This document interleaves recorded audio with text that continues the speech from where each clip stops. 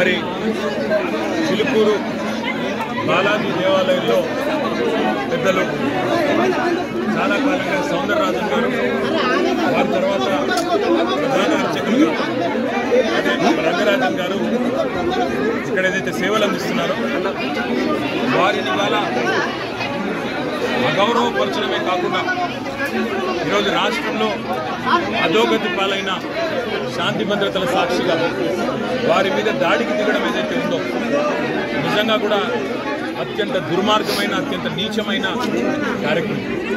ఇది ఎవరు చేసినా, ఏ పేరిట చేసినా, ఏ ఎజెండాతో చేసినా శాంతి భద్రతల విషయంలో మాత్రం ఉక్కుపాదంతో వ్యవహరించాల్సిన బాధ్యత రాష్ట్ర ప్రభుత్వం మీదనే ఉంటుంది. ఇవాళ భగవంతుడి సేవలో నిమగ్నమయ్యే పెద్దలు రంగరాజన్ గారు, సౌందరరాజన్ గారి కుటుంబం పరిస్థితి ఈ విధంగా ఉంది అంటే మరి ఈ రాష్ట్రంలో శాంతి భద్రతలు ఎంత అధ్వానంగా ఉన్నాయో దీన్ని బట్టి చెప్పుకోవచ్చు.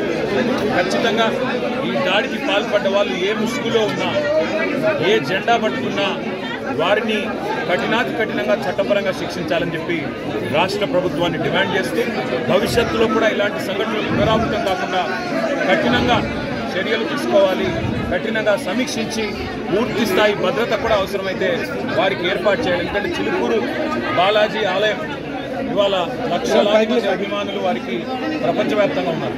అట్లాంటి చిలుకూరు బాలాజీ ఆలయానికి మరి గొప్పగా సేవ